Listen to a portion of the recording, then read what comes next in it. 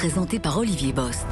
Bonjour à tous, bienvenue dans ce grand jury en direct sur RTL. Vous pouvez également désormais nous regarder sur Paris Première tous les dimanches entre midi et 13h. C'est en clair sur Paris Première que vous retrouvez sur la TNT et sur toutes vos box. Pour cette nouvelle saison, nous retrouvons notre partenaire fidèle, Le Figaro, avec aujourd'hui Jim Jarassé. Bonjour Jim. Et nous accueillons notre nouveau partenaire pour ce grand jury, M6, avec Pauline Buisson. Bonjour Pauline. Bonjour Manuel Bompard. Bonjour. Merci d'avoir accepté notre invitation. Vous êtes le coordinateur national de la France Insoumise et député des Bouches-du-Rhône. Vous avez passé cette semaine 12 heures coupées du monde avec Emmanuel Macron. Alors forcément, vous allez nous raconter ce moment jusqu'au bout de la nuit. Et puis, vous défendez le port de l'abaya à l'école et vous avez du mal à maintenir l'unité de la NUPES. Comment va vraiment la France Insoumise dans cette rentrée politique? Vous allez nous le dire. Mais avant de répondre à cette question, Pauline Buisson, nous revenons sur l'événement de la semaine. Oui, mercredi, Manuel Bompard, les rencontres de Saint-Denis. Vous avez jugé assez grotesque de passer 12 heures avec le président de la République et les autres chefs de parti. Comment avez-vous pu rester autant de temps pour une réunion grotesque? Parce que dans cette rentrée, qui est une rentrée extrêmement difficile pour les Français, qui sont confrontés à une inflation très importante, à l'augmentation des prix sur les produits alimentaires, sur le carburant, l'augmentation des prix sur les fournitures scolaires. Il nous semblait que notre responsabilité, c'était d'aller dire les yeux dans les yeux au président de la République à quel point sa politique fait du mal au pays et à quel point il y avait besoin de réponses sociales urgentes. Pourquoi ça a duré si longtemps? Parce que cette réunion avait un caractère assez hors sol. Parce qu'en vérité, on a commencé à parler des problèmes dont je viens de vous parler, les problèmes sociaux, à 1h ou 2h du matin. Et comme c'est le sujet que nous voulions porter face au président de la République, il était nécessaire d'aller jusqu'au bout. Le problème, c'est pas la durée de la réunion. Le problème, c'est qu'est-ce qu'il en est ressorti. Et il en est ressorti strictement rien. Quand nous avons proposé l'augmentation du SMIC, le président de la République nous a dit non. Quand on a proposé l'indexation des salaires sur l'inflation, parce que les salaires sont trop bas aujourd'hui, le président de la République nous a dit non. Il avait ouvert la porte à des référendums. Quand nous avons défendu l'idée que le premier référendum qu'attendaient les Françaises et les Français, c'est-à-dire un référendum sur on va revenir sur tous ces aspects, la retraite, Bompard, il a dit non. Est-ce que le simple fait de discuter, de se réunir et de discuter, c'est pas déjà positif? Mais si j'ai parlé de quelque chose de grotesque et d'incroyablement monarchique, c'est parce que je voudrais quand même rappeler qu'il y a des institutions dans ce pays, qu'il y a une Assemblée nationale, il y a un Sénat, il y a un gouvernement. Quand on veut discuter, on n'a pas besoin de le faire avec le président de la République. Il y a un président de la République qui n'a pas de majorité absolue à l'Assemblée nationale et qui a besoin de trouver d'autres moyens pour avancer dans son quinquennat. Écoutez-moi, discuter, ça fait 1 an qu'on le fait. À l'Assemblée nationale, le gouvernement dépose des propositions de loi, nous en débattons, nous en discutons avec les représentants du peuple.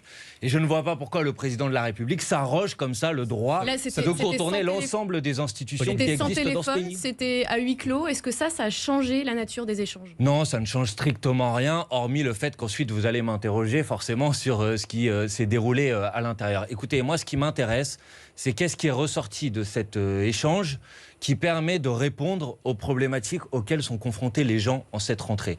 Et sur ce point-là, je suis désolé de vous le dire, il en ressort strictement rien. Le président de la République a écarté l'ensemble des propositions que nous avons faites pour essayer d'alléger la difficulté, la dureté de la vie en cette rentrée. Et donc c'est un président de la République que j'ai trouvé totalement hors sol, qui vit dans sa bulle, dans son monde et qui ne comprend pas que la vie elle est trop dure, que les salaires ils sont trop bas, que les prix ils sont trop chers et qu'il faut faire quelque chose sur ce sujet. Pour qu'Emmanuel Macron puisse faire de la politique et mener une politique dans son quinquennat, j'y reviens, il n'a pas de majorité absolue à l'Assemblée nationale.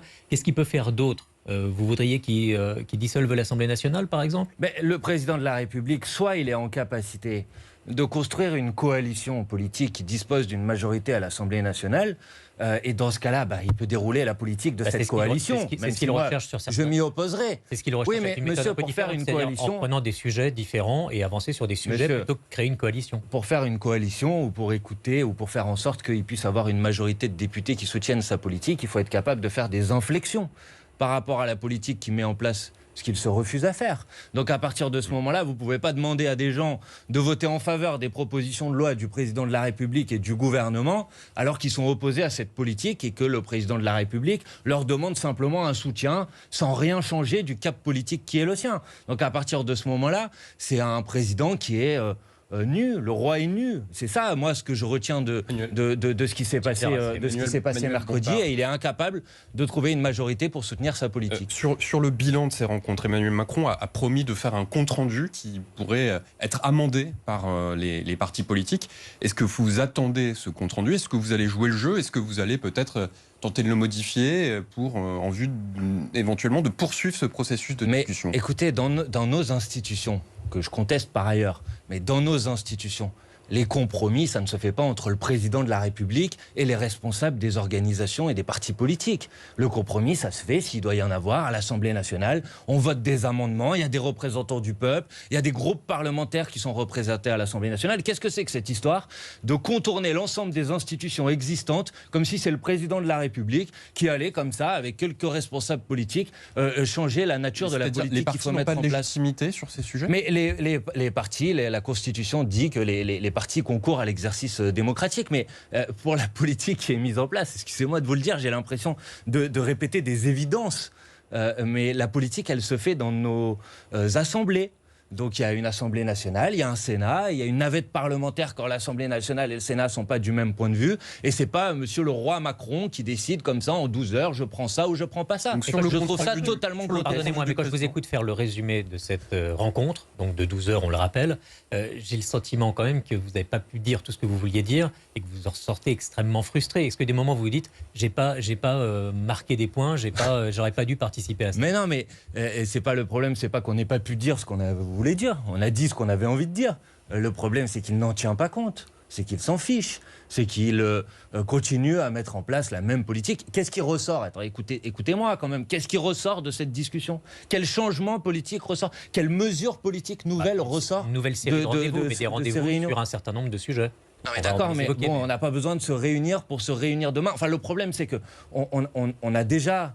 le président de la République, il n'est pas à son premier numéro de ce type d'exercice. On a eu le fameux grand débat qui devait tout changer. Qu'est-ce qui est ressorti de ce grand débat? On a eu la Convention citoyenne pour le climat où il avait dit « je reprendrai l'ensemble des points de la Convention citoyenne pour le climat sans filtre, sans joker ».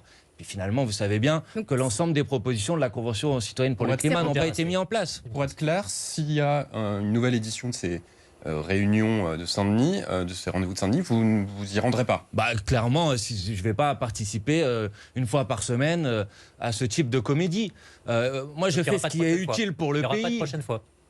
Je crois pas, non. Je fais ce qui est utile pour le pays. Si on a l'impression que participer à tel ou tel échange permet d'apporter des réponses aux problèmes que rencontrent les gens au quotidien, nous, on est toujours disponible pour faire des propositions. Mais si c'est pour parler pendant des heures et qu'il en ressorte rien, je ne vois pas l'intérêt d'y retourner. Donc, pour être clair, si le président de la République vous réinvite à Saint-Denis pour ce qu'il appelle des rencontres, vous n'irez pas? Je crois que c'est clair, oui, effectivement, dans ma réponse, puisque manifestement, ça ne sert à rien d'aller discuter avec le président de la République. Demain, vous allez débriefer avec les partenaires de la NUPES. C'est le message que vous allez porter. Ces rencontres de Saint-Denis n'ont servi à rien. On n'y retournera pas? On verra, on en discutera. Mais en tout cas, écoutez, j'ai entendu les réactions de mes collègues et partenaires de la NUPES. Et je crois qu'ils tirent un constat assez proche du mien des conclusions de cet échange. Que personne n'a considéré que cette réunion allait révolutionner la politique mise en place dans ce pays. C'est pas tout à fait vrai. Un petit bémol quand même, Fabien Roussel, qui dit que c'est important de se parler. Lui a montré un peu plus d'enthousiasme, semble-t-il, jeudi matin. Pas de problème, Fabien Roussel?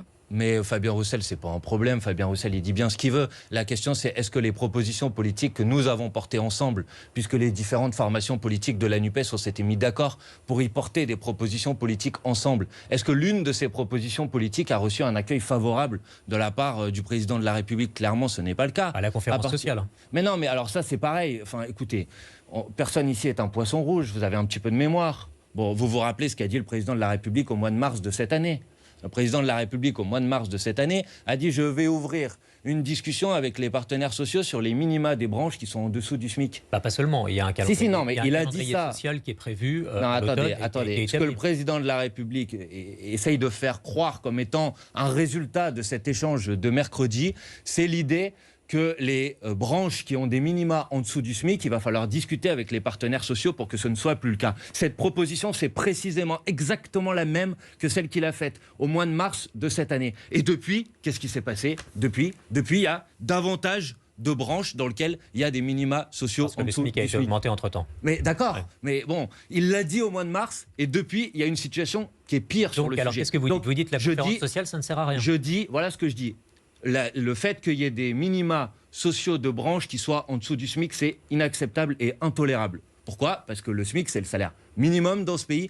Et donc, il n'est pas normal qu'il y ait des branches dans lesquelles les niveaux de rémunération commencent théoriquement en dessous du SMIC. Mais vous êtes certain que le sujet est aussi limité sur la conférence sociale ? C'est ce que dit M. Véran, le porte-parole du gouvernement, et c'est ce qu'a dit le président de la République pendant cet échange. Qui sont en dessous des, si, le président de la République a dit que sur ce sujet, il voulait organiser une conférence sociale. Moi, je vous dis que sur ce sujet, c'est pas de discussion. Tout le monde n'a pas forcément à la fin de la nuit entendu la même chose. Alors, justement, très bien. Vous avez entendu quoi ? Vous avez entendu parler d'une conférence sociale ou pas ? Parce que certains, visiblement, n'avaient pas tout à fait compris ça. Et moi, ensuite, j'ai vous dites qu'il y a une entendu conférence sociale uniquement sur les bas salaires en dessous du SMIC. Moi, j'ai entendu, et ça a été confirmé depuis par le porte-parole du gouvernement, M. Véran, que le président de la République voulait engager des discussions avec les partenaires sociaux pour résoudre le problème des minima de branches qui sont en dessous du SMIC. Et je vous dis que c'est précisément ce que le président de la République avait déjà déclaré au mois de mars et que depuis, la situation s'est empirée. Donc moi, je dis que sur ce sujet... C'est une bonne raison pour faire une conférence sociale. Moi, je vous dis que sur ce sujet... Non, justement, sur ce sujet, on n'a pas besoin de blabla, on n'a pas besoin de discussion, on a besoin de loi. Et donc, il faut voter une loi, si le président de la République est sincère, il faut voter une loi à l'Assemblée nationale pour faire que, à chaque fois que le SMIC est revalorisé, alors les minima de branche sont revalorisés en même temps. C'est ce que demandent un certain nombre d'organisations syndicales. Et si le président de la République veut vraiment, de manière sincère, résoudre ce problème, il faut passer par la loi et arrêter les appels aux discussions et au blabla, comme il le fait depuis des mois et qui n'a rien changé à la situation inacceptable sur ce sujet. Voilà, précisément, si on veut être sérieux, comment il faut résoudre ce problème. Donc cette conférence sociale, ce sera sans LFI, sans la NUPES. Mais de toute façon, sauf erreur de ma part, dans les conférences sociales, les formations politiques ne sont pas invitées. Justement, est-ce qu'il faut aussi qu'elles y soient associées ? Non, mais les conférences sociales, c'est entre les organisations syndicales. Mais moi, j'attends de voir ce qui va se faire sur ce sujet. Je vous ai dit quelle était la réponse qui, de mon point de vue, était la réponse nécessaire. Et c'est pourquoi je vous dis que c'est à l'Assemblée nationale que ce type de débat va avoir lieu. Donc, nous, avec mes collègues de la France Insoumise, nous déposerons une proposition de loi pour faire en sorte que, à chaque fois que le SMIC est revalorisé, les minima de branche soient revalorisés de manière automatique. Au-delà de ça, ce qu'on voit sur les bas salaires, c'est que les allègements de charges et les aides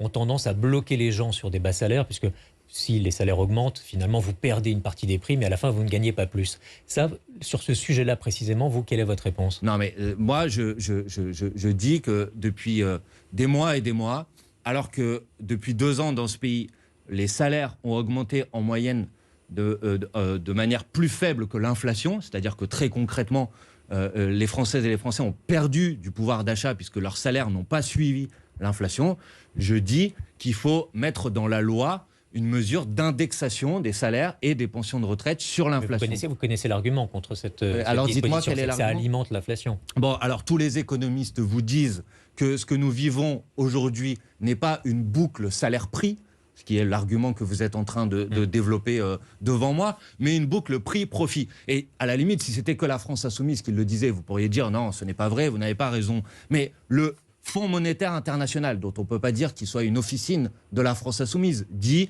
la première cause de l'inflation aujourd'hui à l'échelle mondiale est l'augmentation des profits des entreprises. Les profits des entreprises sont la première cause d'augmentation de l'inflation à laquelle nous assistons dans ce pays. Donc non, il n'y a pas de boucle salaire-prix. Augmenter les salaires ne se traduit pas par une augmentation des prix. Le problème aujourd'hui, c'est le fait qu'un certain nombre d'entreprises profitent de cette situation pour augmenter les prix, pour augmenter leurs profits, et c'est à ça qu'il faut s'attaquer. Et donc, le gouvernement et le pouvoir en place doivent sortir de la logique de l'incantation, de Bruno demande. C'est Bruno demande, s'il vous plaît, aux entreprises d'augmenter les salaires. Bruno demande aux industries agroalimentaires de faire un effort sur les prix, et il faut passer par la loi. Donc, il faut indexer les salaires et les pensions de retraite sur l'inflation. Donc, il faut bloquer les prix sur les produits de première nécessité. Donc, il faut encadrer les marges, comme ça a existé, par exemple, en Nouvelle-Calédonie. Les marges sur l'industrie agroalimentaire, alors qu'il y a eu 21% d'augmentation des prix alimentaires, les marges sont augmenter de 70%. On parlera d'inflation et de pouvoir d'achat puisque vous avez ça me paraît d'autres évident idées sur qu'il faut maintenant légiférer sur ce sujet. Et vous évoquiez les retraites. La réforme des retraites est entrée en vigueur vendredi. Jim Jarassé. Oui, Mathilde Panot, la chef des députés LFI, a annoncé qu'elle voulait inscrire l'abrogation de la réforme à l'agenda parlementaire, en l'occurrence lors de la niche parlementaire fin novembre des Insoumis. Pourtant, il y a déjà eu une tentative, même plusieurs tentatives d'abroger cette réforme qui n'ont jamais abouti. On se souvient de la tentative du groupe Lyot. Pourquoi là, ça pourrait fonctionner ?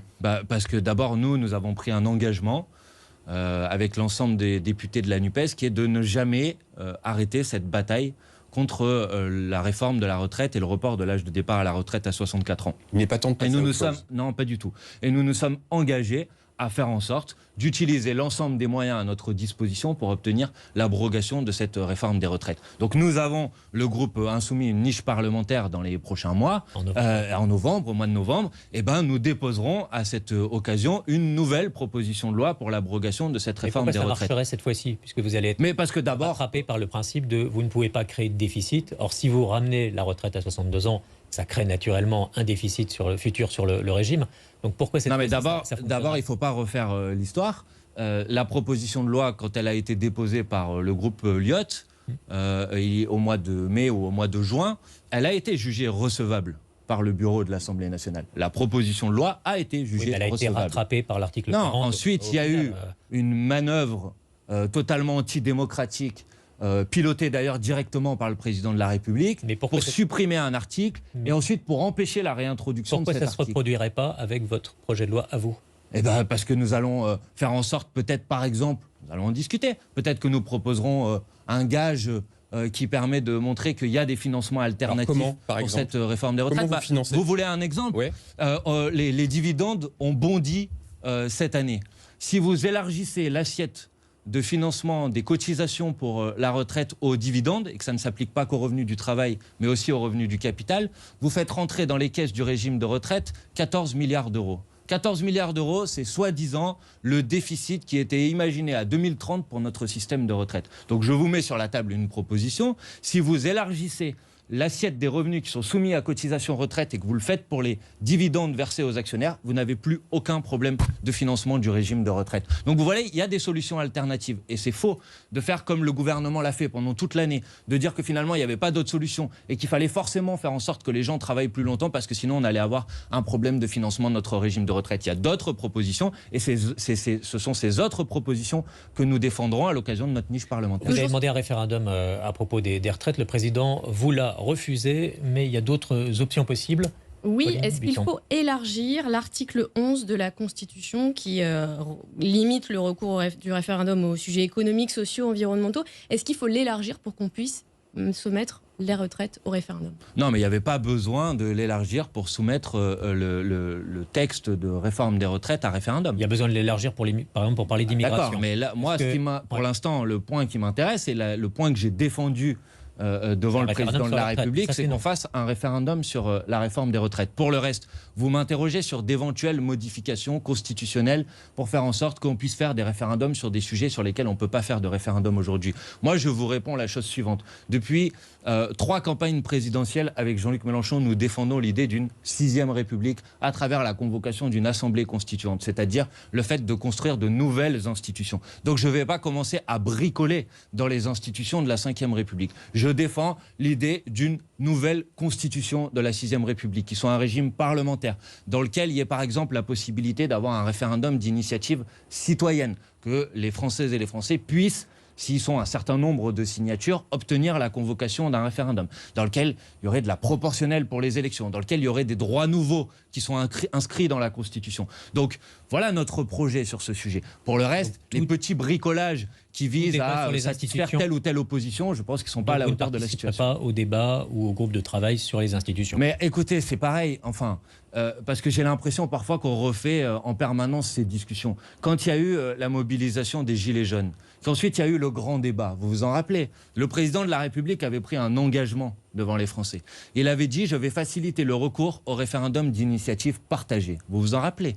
Il avait dit, je vais descendre le nombre de signatures nécessaires pour le référendum d'initiative partagée, qui est de 4,7 millions environ aujourd'hui. Je vais le descendre à 1 million. Pour ça, il fallait une réforme constitutionnelle et le contexte s'y est pas prêté. Non, mais si vous voulez défendre le président de la République. Je remets du mais contexte. Pourquoi l'engagement qu'il a pris après le grand débat, alors qu'il n'a pas été satisfait, pourquoi un engagement qui prend maintenant aurait plus de crédibilité que l'engagement qu'il a pris il y a 4 ou 5 ans et qui n'a pas été traduit dans les faits? Pourquoi ne l'a-t-il pas fait alors qu'il s'était engagé à le faire? Voilà, tout simplement. Donc, à un moment, j'ai l'impression qu'on réinvente des nouvelles discussions, qu'on nous présente comme des nouvelles propositions, des choses qui ont déjà été défendues ou déjà proposées par le président de la République et qui n'ont pas été suivies des faits. Donc je pense qu'il faut arrêter de prendre les gens pour des imbéciles. Justement, est-ce que vous, puisqu'on parle d'institutions, est-ce que vous confirmez les mots du président de la République à propos de son impossibilité, l'impossibilité en tout cas pour un président, de faire plus de 2 mandats, une funeste connerie? Il a bien dit ça? Il a dit, à ma connaissance, et à ce que je me rappelle de cet échange, il a dit que le fait de limiter dans le temps la durée du mandat présidentiel était une funeste connerie, suite de citation, parce que ça sape la légitimité dès la première année de mandat. Voilà précisément ce qu'il a dit. Donc voilà, je pense que tout le monde... Jean-Luc Mélenchon a visiblement fait une interprétation pas du tout. Un peu Jean-Luc plus large, Mélenchon a précisément cité la phrase qu'a eue le président de la République et il n'a fait aucune interprétation. Il ne parlait pas de lui sur cette... je ne sais pas, qu'est-ce que vous en savez? Il a répondu sur un principe Est-ce que vous le soupçonnez de vouloir changer les règles pour 2027? C'est ce que Jean-Luc Mélenchon a un peu entendu. Écoutez, Madame Bachelot avait dit il y a quelques semaines de ça que tout le monde au sein de l'équipe et du dispositif macroniste était favorable à ce que le président de la République puisse faire un 3e mandat. Donc je pense qu'il a un peu craqué et il a révélé ce qui est peut-être effectivement vous en pensez ses intentions de cachées. Cette limitation à 2 mandats? Moi, comme je vous l'ai dit tout à l'heure, je suis favorable à une 6e République dans laquelle on sort de la monarchie présidentielle. Et dans la 6e République, on pourra faire plus de 2 mandats mais dans la 6e République, c'est le Premier ministre qui aurait les pouvoirs exécutifs et qui serait donc sous le contrôle de l'Assemblée nationale. Le problème de cette 5e République, c'est que le président de la République est irresponsable. Il n'est contrôlé par personne. Il est élu une fois tous les 5 ans et ensuite vous n'avez aucun pouvoir sur lui pour contrôler politiquement l'action qu'il met en place. Alors que la Première ministre, elle est sous la responsabilité de l'Assemblée nationale. Donc moi, je défends l'idée d'une 6e République qui soit une 6e République parlementaire et dans laquelle le président de la République n'est pas ce monarque présidentiel qu'on a aujourd'hui. Il y aurait encore un président de la République dans votre... Je pense que ça peut se discuter en tout cas. Mais comme je vous l'ai dit tout à l'heure, la proposition qui est la nôtre, c'est la convocation d'une assemblée constituante. C'est-à-dire que ce sont les Françaises et les Français qui doivent déterminer quelles sont les nouvelles institutions de la 6e République. Donc je ne peux pas moi-même vous dire aujourd'hui qu'est-ce qui sortira du travail de cette assemblée constituante. Mais en tout cas, il me semble que la volonté est de sortir de cette monarchie présidentielle et qu'il peut y avoir un président de la République ou pas. Que ça, à mon avis, c'est une discussion qui pourrait avoir lieu dans cette assemblée constituante. Il y a un paradoxe quand même, Emmanuel Bompard. Vous parlez beaucoup de démocratie, de référendum, de constituante, etc. Et pourtant, vous êtes souvent accusé, votre parti est souvent accusé de manquer justement de démocratie interne, de débat au sein de votre assemblée. Par qui? Accusé par qui? Par les oppositions, par un certain nombre d'observateurs. Et en interne aussi, puisque... c'est notamment le cas sur votre désignation. J'attends pas à ce que les oppositions disent. Je n'attends pas à ce que les oppositions disent du bien de la France insoumise. En interne aussi, Emmanuel Bompard. Écoutez, moi, voilà ce que je peux vous répondre. Voilà ce que je peux vous répondre sur ce sujet. Les choses de manière très simple. À la France insoumise, on débat, on discute et on prend des positions. Au mois de juin, nous avons... Sans forcément voter. Justement, j'allais vous répondre sur ce sujet. Parce que je pense que vous ne suivez pas forcément très bien l'actualité de la France insoumise. Au mois de juin, nous avons eu une assemblée représentative dans laquelle nous avons pris une position pour une liste commune de la NUPES aux prochaines élections européennes. Ce texte a été soumis au vote de l'ensemble des insoumises et des insoumis qui l'ont voté à plus de 95% en faveur de cette volonté d'une liste commune aux élections européennes. Donc vous voyez, à la France insoumise, on débat. À la France insoumise, on discute. De tous les militants de tous les militants, non, mais elle a été soumise à un vote, une désignation au sein de notre coordination qui elle-même a été mise en place à travers des consultations de militantes et militants qui sont engagés dans un certain nombre de secteurs de notre mouvement. Donc vous pouvez, si vous voulez, relayer les calomnies sur la France insoumise de la part de nos opposants, mais je pense que les militantes et les militants de la France insoumise, ils participent aux actions, ils participent aux prises de position, ils participent à l'élaboration de notre orientation stratégique, et je pense qu'ils en sont plutôt satisfaits. Toujours à propos de cette rencontre avec Emmanuel Macron, sur l'Ukraine, l'Élysée a vanté un consensus de tous les partis sur la position de la France. Je vous vois sourire. Ça veut dire qu'il n'y a pas de consensus? Vous ne l'avez pas senti, vous? Mais en fait, ça dépend de quoi on parle. De la stratégie de la France. Non, mais attendez, s'il s'agit de soutien militaire à l'Ukraine, notamment, le fait de ne pas reparler tout de suite avec Vladimir Poutine, les sanctions contre la Russie. Non, il n'y avait pas de consensus sur ce sujet. Là où il y avait effectivement, un consensus, c'est le fait qu'aucune des formations politiques qui étaient réunies autour de la table ne soutenait l'agression russe en Ukraine. Et je trouve ça intéressant, puisque les mêmes qui disent ça aujourd'hui, comme le président de la République, ont passé leur temps depuis 2 ans à aller sur les plateaux de télévision pour expliquer que la France insoumise était pro-Poutine ou pro-russe. Donc c'est bien qu'ils se soient rendus compte du fait que ce ne soit pas le cas. Pour le reste, nous avons porté un certain nombre de propositions disant que de notre point de vue, il n'y a pas de solution militaire au conflit qui oppose aujourd'hui la Russie et quand vous dites l'Ukraine. Ça veut dire quoi? Ça veut dire qu'il ne faut pas soutenir militairement l'Ukraine? Non, ça veut dire que si on veut obtenir ce qui doit être, à mon avis, notre préoccupation à tous, c'est-à-dire obtenir la paix le plus rapidement possible, il faut faire en sorte qu'il y ait des initiatives qui soient des initiatives diplomatiques d'ampleur, qui mettent tout le monde autour de la table et qui permettent d'obtenir un plan de paix qui doit se faire, bien sûr, dans le respect de l'intégrité territoriale de l'Ukraine et qui doit permettre qu'on sorte le plus rapidement possible de cette situation militaire. J'ai fait par exemple une proposition... Pour bien comprendre, ça veut dire que vous n'étiez pas d'accord avec tout ce qui a été dit dans la nuit de mercredi à jeudi. Mais bien sûr que non, que nous n'étions pas d'accord avec tout. Et j'ai fait par exemple, j'allais vous donner un exemple, j'ai dit par exemple, et j'ai fait une proposition qui d'ailleurs a été demandée par le Parlement ukrainien il y a 1 an de ça, qui est de demander à ce que l'Organisation des Nations Unies puisse décider que des forces d'interposition soient mises en place pour protéger les centrales nucléaires. Parce que tout le monde sait qu'il y a un danger majeur d'une escalade avec les centrales nucléaires qui sont sur le sol ukrainien et qui sont en quelque sorte des bombes à retardement qui pourraient se traduire par une catastrophe. Le Parlement ukrainien a demandé à ce qu'il puisse y avoir une action internationale de protection de ces centrales nucléaires. J'ai défendu devant le président de la République cette proposition. Le président de la République a dit qu'elle n'était pas à l'ordre du jour. Voilà par exemple un point de désaccord. Aligné aujourd'hui sur la stratégie française pour l'Ukraine. Écoutez, vous pouvez poser la question de plusieurs manières en me posant la même. Je crois que j'ai été très clair. Non, parce que vous répondez sur d'autres sujets. Non, je ne réponds pas sur d'autres sujets. Vous me demandez quelle est la position de la France insoumise sur le conflit en Ukraine aujourd'hui. Je vous dis que nous avons condamné, nous avons d'ailleurs été les premiers à condamner l'agression russe en Ukraine. Et je dis que la solution vers la paix qui doit être notre boussole à tous, elle passe par le fait d'avoir une action diplomatique d'ampleur. Bien sûr qu'il faut avoir un soutien à la résistance du peuple ukrainien, mais elle doit s'accompagner d'une initiative diplomatique d'ampleur pour faire en sorte que la paix puisse arriver le plus rapidement possible. Manuel Bompard, coordinateur national de la France Insoumise, vous restez avec nous pour la seconde partie de ce grand jury dans un instant. Et nous allons notamment parler de la rentrée scolaire et de cette décision du ministre de l'Éducation, interdire les abayas. A tout de suite. Le grand jury RTL, Le Figaro, Paris Première, M6. Retrouvez aujourd'hui dans votre rendez-vous, toujours à vos côtés, l'interview d'Éric Pommier, directeur et fondateur de 150 €, le média du pouvoir d'achat. RTL. Votre pare-brise est fissuré et vous ne pouvez pas vous déplacer jusqu'à un centre Carglass? Pas de problème, Carglass se déplace jusqu'à chez vous et c'est gratuit. Prenez rendez-vous sur carglass.fr. Avec Carglass, partout en France, le déplacement c'est 0 €. En plus, jusqu'au 15 septembre, pour toute intervention vitrage, Carglass vous offre vos balais d'essuie-glace Bosch. Carglass répare, Carglass remplace. Conditions sur carglass.fr. Lidl, réélu encore et encore, meilleure chaîne de magasins de l'année dans la catégorie fruits et légumes. Allô patron? Ah désolé, j'étais mal garé et... T'as pris une prune? Ah non, les prunes rouges, c'est chez Lidl. Dès demain, la barquette d'1 kg 250 de prunes, non 250 grammes offerts, est à 1,99 €. 1,99 € la barquette d'1 kg 250 de prunes chez Lidl. Et elles sont origine France en plus, hein. Lidl, trop fort sur les prix et c'est vous qui le dites. Étude Kantar Prométhée, avril 2023. 1,60 € le prix au kilo pour 1 kg 250. Catégorie 1, calibre 35-45, origine France. Plus d'informations sur Lidl.fr. Changer de voiture. Oui, mais quand? Maintenant? Plus tard? Avec l'inflation, vous pourriez hésiter. Mais chez Spoticar, la réponse est évidente. Du 24 août au 9 septembre, pendant les très belles journées Spoticar, achetez maintenant et payez votre loyer dans 3 mois. C'est ça la sérénité chez Spoticar. Vous finissez bien l'été tout en maîtrisant votre budget. La rentrée s'annonce très bien avec les très belles journées Spoticar. Spoticar, des occasions pleines d'avenir. Voir conditions en point de vente participant ou sur spoticar.fr. Au quotidien, prenez les transports en commun. RTL.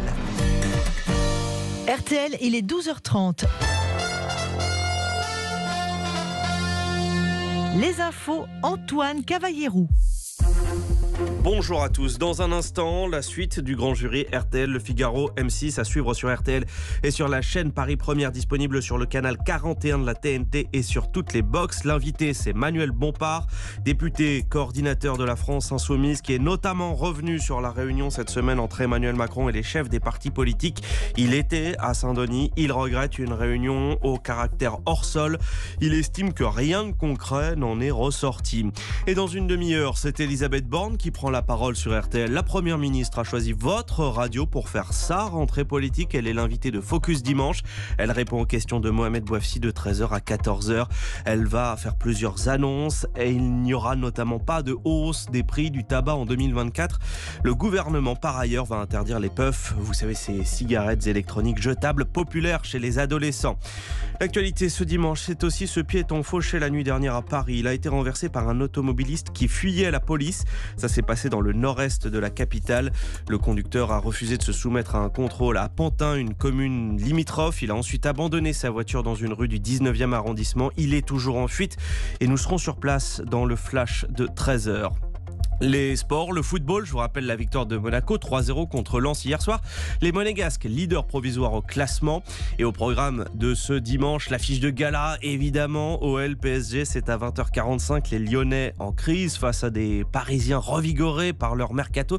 Ce sera à vivre dans RTL Foot dès 20h. Avant cela, Toulouse, Clermont à 13h. Le multiplex de 15h. Metz, Reims. Lille reçoit Montpellier. Le Havre face à Lorient. Et enfin, à 17h05, vous suivrez Nice-Strasbourg. Ce sera à vivre en fil rouge dans les flashs sur RTL.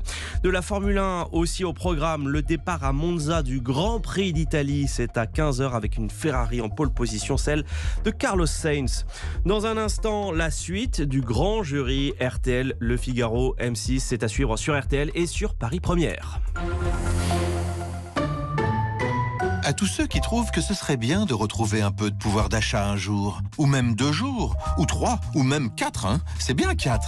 Et pourquoi pas 5, tiens? Eh ben, on a encore mieux que ça. Aujourd'hui et tout le week-end chez Intermarché, tous vos achats au rayon papeterie sont 100% remboursés en bon d'achat. C'est ça, les 100 jours pouvoir d'achat. Intermarché, tous unis contre la vie chère. Jusqu'au 3 septembre, des 15 € d'achat dans le rayon et dans la limite de 25 € remboursés sous forme de 2 bons d'achat. Réservé aux porteurs de la carte de fidélité, modalité sur intermarché.com. Caroline, maman de Corentin, 17 ans. Mon fils est un garçon, mais alors plein d'énergie. En fait, il adore être dehors. L'idéal pour lui serait de trouver un contrat d'apprentissage dans l'aménagement paysager. En ce moment, le réseau Daniel Moquet recrute 600 apprentis paysagistes partout en France. Découvrez nos offres d'apprentis paysagistes sur rejoindre-daniel-moquet.fr. Changer de voiture. Oui, mais quand?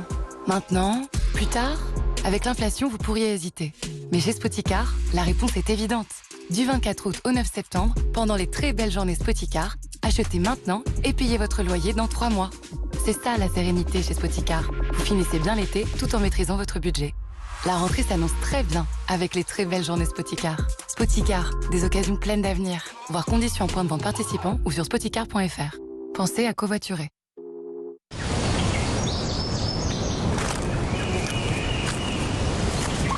Bonjour. Ce court moment dans l'esprit détendu et apaisé d'un propriétaire serein vous a été offert par la garantie Visale d'Action Logement. Vous aussi, optez pour la sérénité en garantissant vos revenus locatifs en cas de loyers impayés ou de dégradation. Visale, c'est plus d'1 million de garanties délivrées, gratuitement et en quelques clics sur visale.fr. Dispositif soumis à conditions, Action Logement, reconnu d'utilité sociale. Tu lui donnes quel âge à ma Mini? Je sais pas, 2 ans? Elle en a 6, mais c'est que j'en prends soin, moi. Avec le réseau Mini Service, profitez de toute l'expertise des techniciens pour l'entretien de votre Mini et préservez-la pour longtemps. Votre Mini a plus de 6 ans? Avec les tarifs avantages 6+, bénéficiez toute l'année de 30% de remise minimum sur les principales opérations d'entretien. Et jusqu'au 15 octobre, profitez de 50 € de remise pour les 1000 premiers rendez-vous en ligne. Mini Service, des experts dédiés à votre Mini. Méné. Voir conditions et réseaux participants sur mini.fr.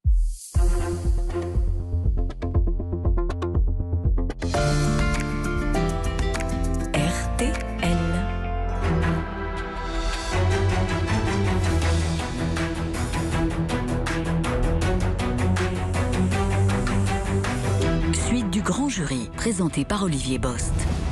Le grand jury en direct sur RTL et sur Paris Première ce dimanche avec Manuel Bompard, coordinateur national de la France Insoumise et député de Marseille.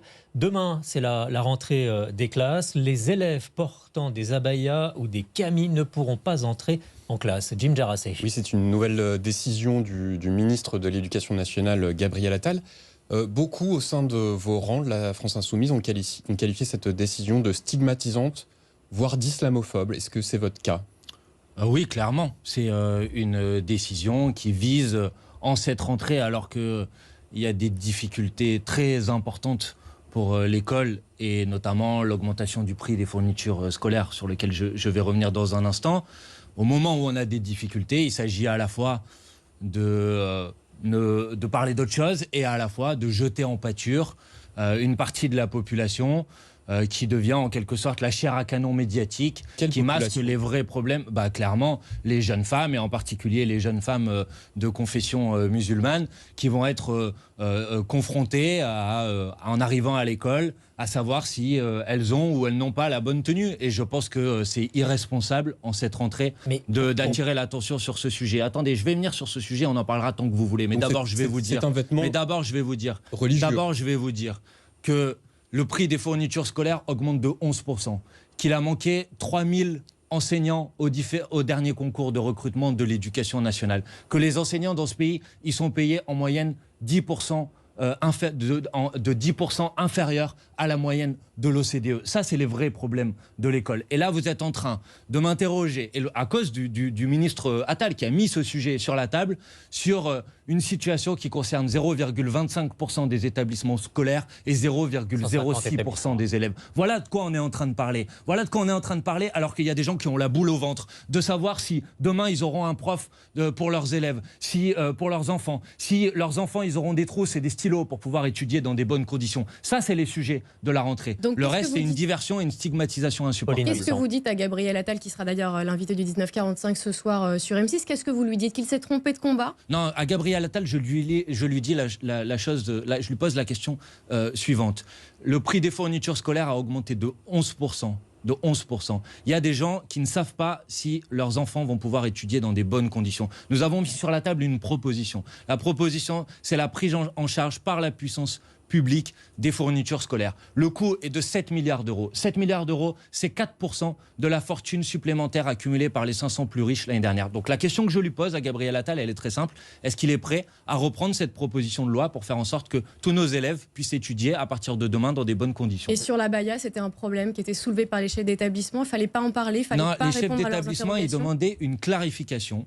Parce qu'ils avaient l'impression que la dernière circulaire qui avait été envoyée par le ministre de l'Éducation nationale au mois de décembre de l'année 2022 créait de l'ambiguïté et de la confusion. Je pense qu'ils auraient pu avoir une clarification qui ne soit pas la clarification que leur a proposée Monsieur Attal. Quelle clarification alors ? Tout simplement que ce qui est interdit à l'école, c'est les signes religieux ostentatoires, et que ce qui ne sont pas des signes religieux, on ne va pas commencer à rentrer dans une exégèse des tenues pour savoir en fonction de la longueur de la robe si on a le droit ou pas de rentrer à l'école. Manuel Bompard, expliquez-nous. Vous parlez d'islamophobie, donc ça veut dire que l'abaya est un vêtement à caractère religieux ?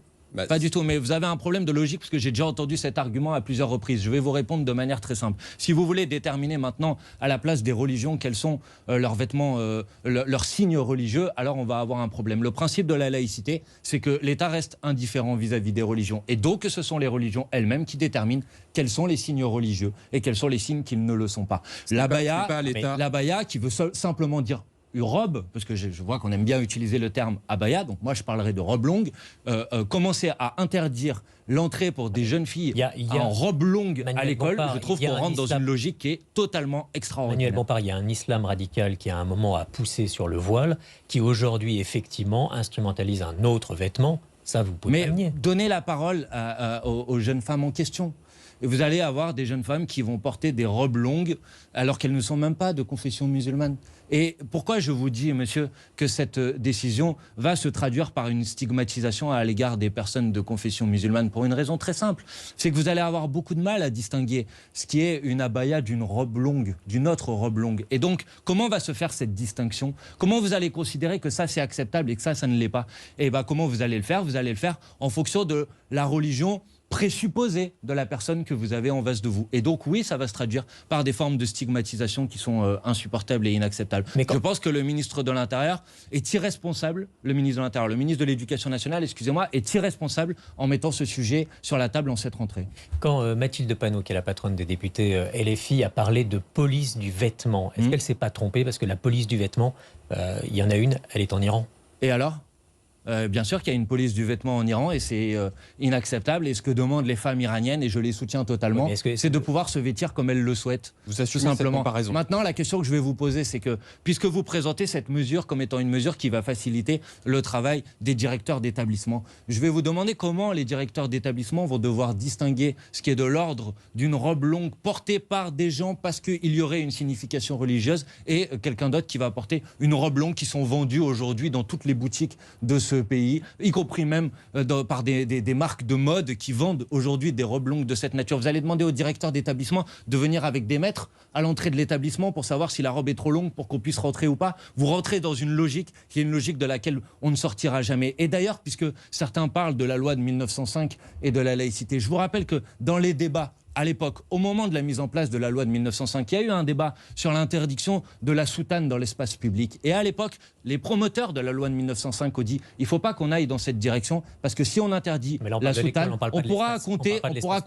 on pourra compter sur l'ingéniosité des tailleurs et des curés pour inventer une autre tenue qui ne sera pas exactement une soutane, mais qui permettra de contourner cette interdiction. Vous rentrez dans une logique qui est une logique folle de laquelle on ne sortira jamais. Pauline Buisson. Sur ce sujet, la Baya encore, au sein de la NUPES, vous ne semblez pas tout à fait d'accord. Le PS et le PCF se sont largement positionnés pour l'interdiction. Est-ce que là encore, il y a un problème de positionnement ? Je pense qu'il faut écouter les gens et il ne faut pas leur faire dire ce qu'ils n'ont pas dit.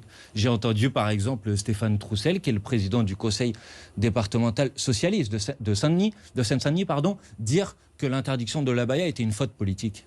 Je l'ai entendu le dire aussi. Voilà. Donc ne faites pas dire à la place des autres les positions qui sont les leurs. Pour le reste, il arrive que sur certains sujets, nous soyons en désaccord avec les autres partis de la NUPES. Ça existe, c'est vrai.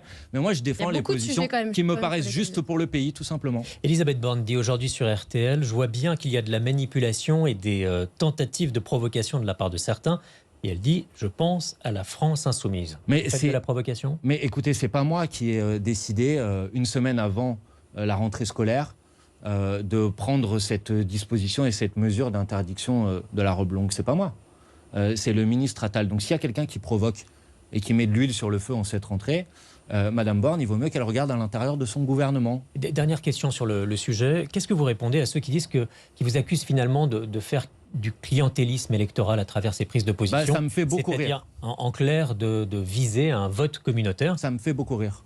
Pourquoi ? Parce que vous êtes tous en train de dire que les sondages disent que les Français sont majoritairement favorables à l'interdiction de l'abaya, ce que je ne crois pas. Je pense que les Français, la première question qu'il faudrait leur poser, c'est de savoir ce qu'est une abaya. Je pense que peu de gens savent vraiment ce qu'est une abaya et on peut compter, et d'ailleurs je le vois sur les images d'un certain nombre de grands médias, pour faire des amalgames entre l'abaya et le voile, alors que ce n'est pas du tout la même chose. Alors que ce n'est pas du tout la même chose. Mais si 80% des Français sont opposés, comme vous le dites, à l'abaya, vous imaginez bien qu'une position clientéliste, ce n'est pas une position d'opposition à l'interdiction de l'abaya. Donc je trouve cet argument stupéfiant et scandaleux. Écoutez, moi je défends un certain nombre, avec mes amis de la France Insoumise, un certain nombre de principes.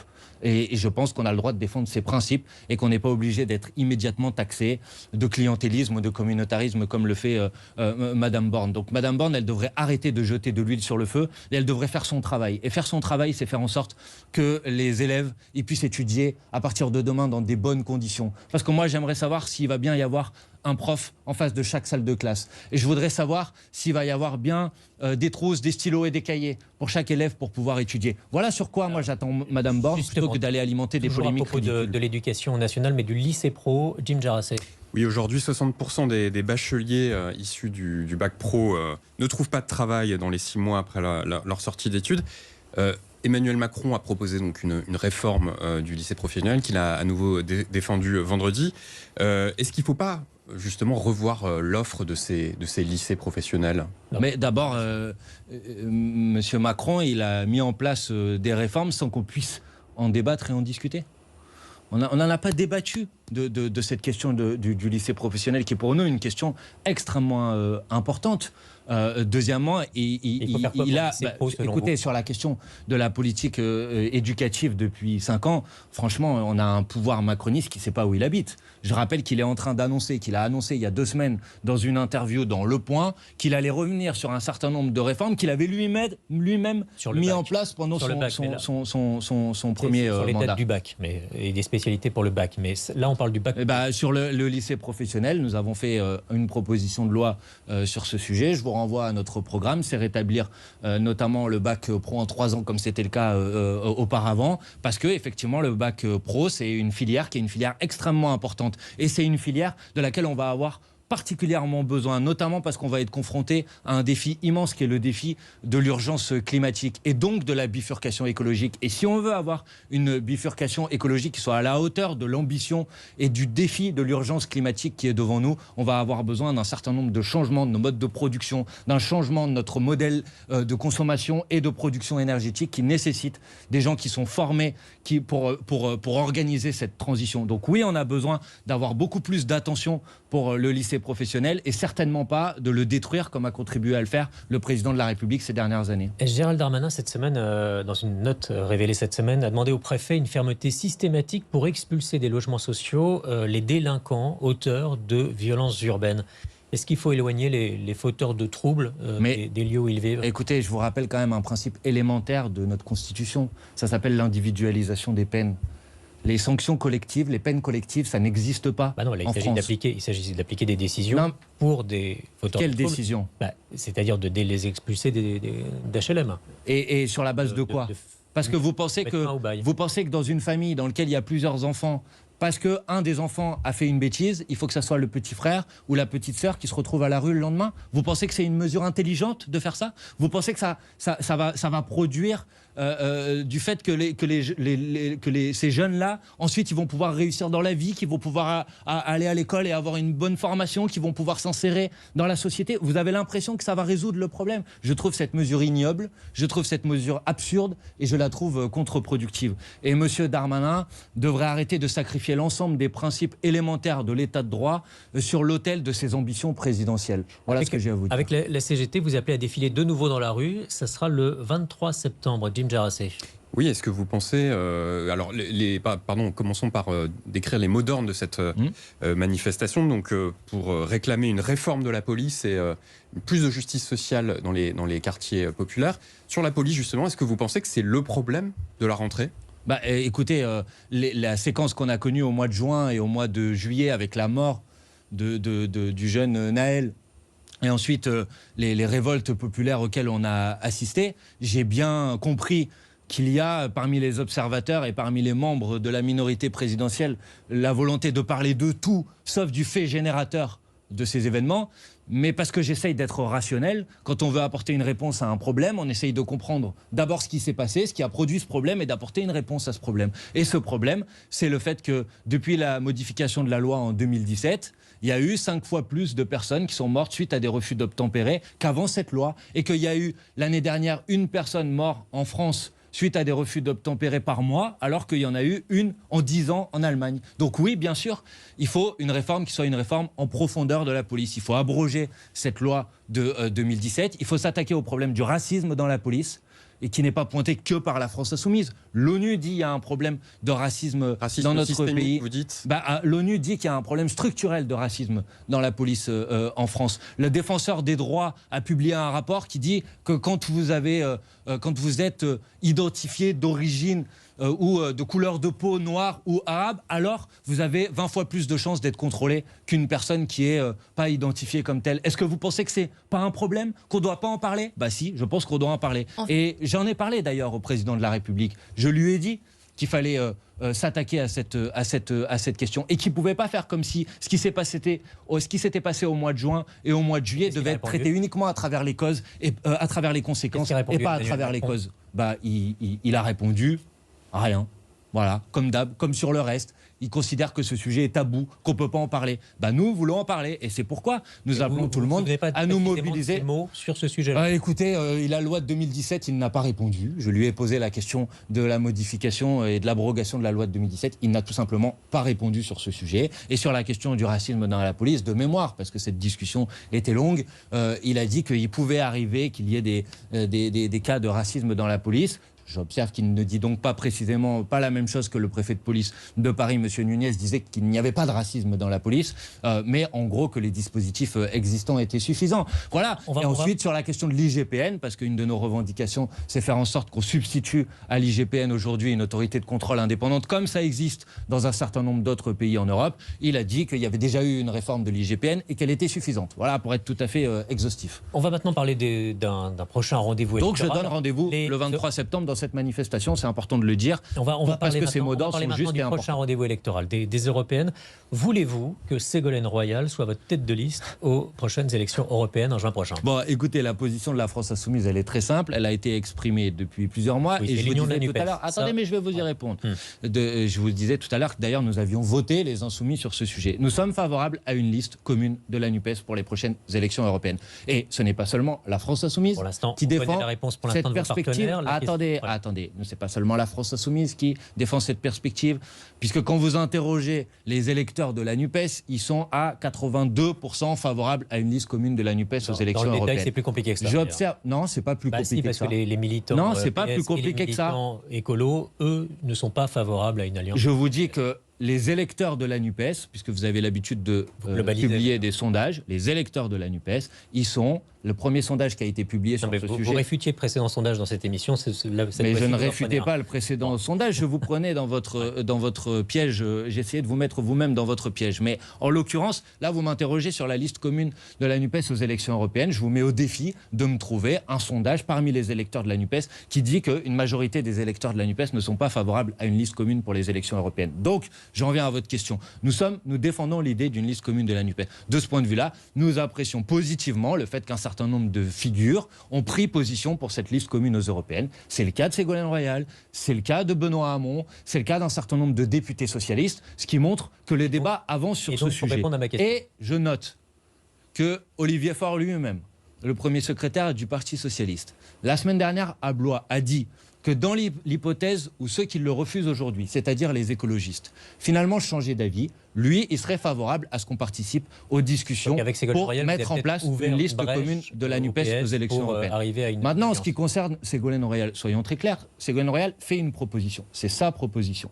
Nous avons dit que la tête de liste ne devait pas être un obstacle pour permettre une liste commune de la NUPES aux élections européennes. Et d'ailleurs, nous avons dit que nous étions prêts à ce que la tête de liste choisie par les écologistes puisse être la tête de liste de la liste commune. Donc, il y a plusieurs propositions sur la table. Il faudra, dans l'hypothèse où on arrive à convaincre d'une liste commune de la NUPES, il faudra ensuite que la NUPES choisisse sa tête de liste.